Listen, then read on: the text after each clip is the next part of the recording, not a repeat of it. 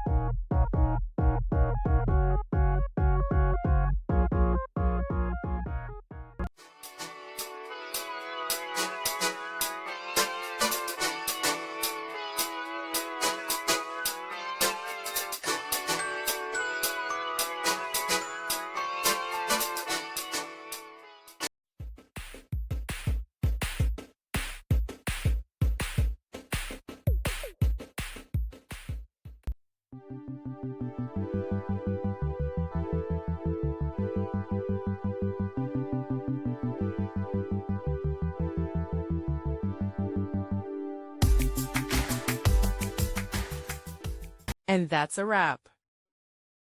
I hope you found the answer you were looking for. If you did, take a second to hit that subscribe button. It really helps out. And let me know in the comments which solution worked best for you. See you next time in the debug zone.